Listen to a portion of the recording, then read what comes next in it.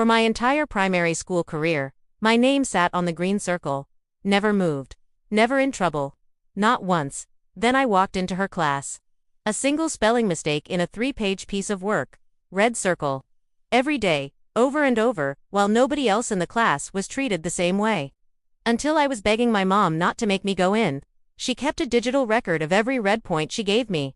She didn't realize that record was going to end her contract. This is a story about an 11-year-old teacher who decided to single her out in front of the whole class, a system that documented every instance of it, and a headteacher who looked at the numbers and arrived at a very clear conclusion. Hit that like button, subscribe if you're new, and let me tell you about the journal that built the case. Let me explain the system first, because it matters. Our school used a traffic light behavior chart. Every student had their name on a green circle displayed on the classroom wall. If you misbehaved, your name moved down to orange for minor things, to red for serious incidents like fighting in the playground. It was a visible, public system. Everyone in the room could see exactly where everyone else stood at any given moment. For my entire time at primary school, across every year and every teacher, my name had never moved from green. Not once. I wasn't a perfect child. Nobody is, but I was a quiet, hardworking student who did her best and stayed out of trouble. That record ended the year I walked into her class. The first time she moved my name to red, it was for a spelling mistake, not a pattern of mistakes. Not a persistent problem she'd addressed multiple times. A single spelling error in a 3-page piece of work, the kind of minor, isolated slip that any 11-year-old might make in a long writing task. Straight to red. No orange, no warning, no gentle correction. Red circle, in front of everyone. I assumed it was a one-time thing. A miscalibration, maybe, or a particularly bad day for the teacher. Something that would correct itself. It didn't correct itself. It happened again. And again.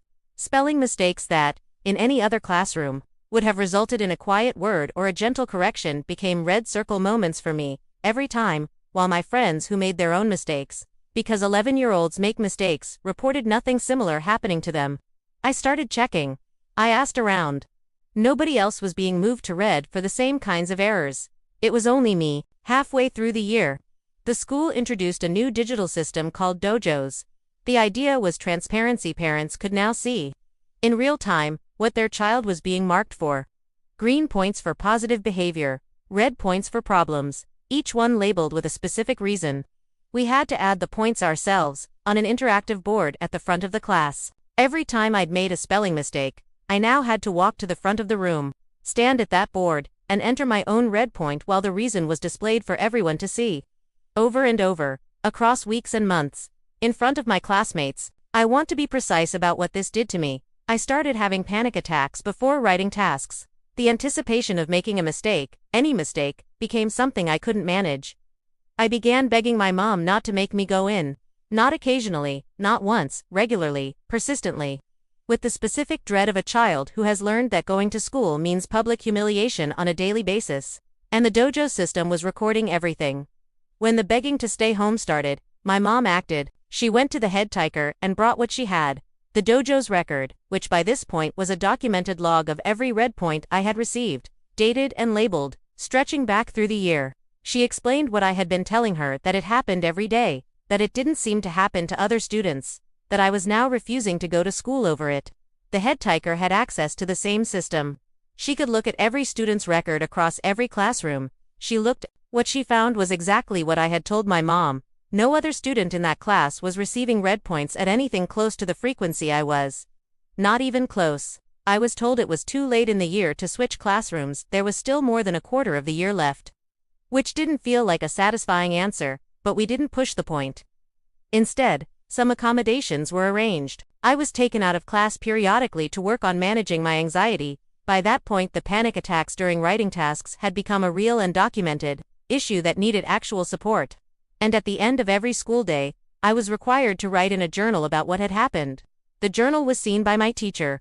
It was seen by the headteacher, and it was, I was told later, eventually used as documentation in the case that determined her future at the school. Here's something about how staffing worked at my school. Teacher contracts were renewed annually.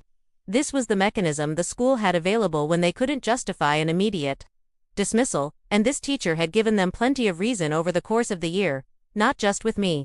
At the end of the year, the announcement came that she was leaving.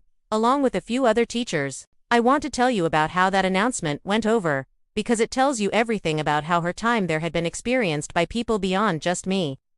Some of the leaving teachers got cards from students, genuine, enthusiastic send-offs from kids who had liked their teacher and were sad to see them go. The cards were full, the goodbyes were warm. For her, a few students had cards. It was visibly, uncomfortably forced, the kind of thing that happens when a parent tells a child they should probably make a card for the leaving teacher and the child complies without enthusiasm. Compared to every other send-off happening around her, the contrast was impossible to miss. The school had not renewed her contract.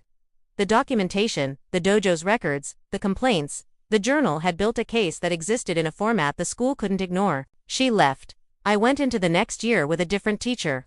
What I find most interesting about this story, looking back, is that the teacher created the evidence herself. The dojo's system was her school's program. She entered the red points. She required us to post them on the interactive board. She generated, in a format accessible to parents and administrators, a detailed log of exactly how she was treating her students. Every day she moved my name to red for a spelling mistake. She was adding a timestamped entry to a record that eventually made its way to the Headteacher's screen. She thought the system documented student behavior. She didn't account for what it also documented about hers. By the time my mom walked into that Headteacher's office with a dojo's printout, the case was already built. The Headteacher just had to look at it. I still think about the panic attacks I had before writing tasks that year. The begging not to go in, what it does to a child to be publicly marked wrong, repeatedly, in front of their peers, for trying their hardest. The contract not being renewed was the right outcome. But what I hope, more than anything, is that somewhere in the process of documentation and complaints and journal entries and Headteacher meetings, something shifted for her, some understanding of what daily public humiliation costs an 11-year-old who was just trying to write a 3-page essay without making a single mistake. She created the system that ended her contract. My mom made sure someone looked at it. If this story resonated, if you've ever watched someone's own actions become the evidence against them, smash that like button and drop a comment. Have you ever seen documentation or a paper trail turn the tables on someone who thought they were untouchable? I want every story. And if you want more tales of quiet accountability and systems that work when someone finally looks closely enough, subscribe. New story every week. See you in the next one.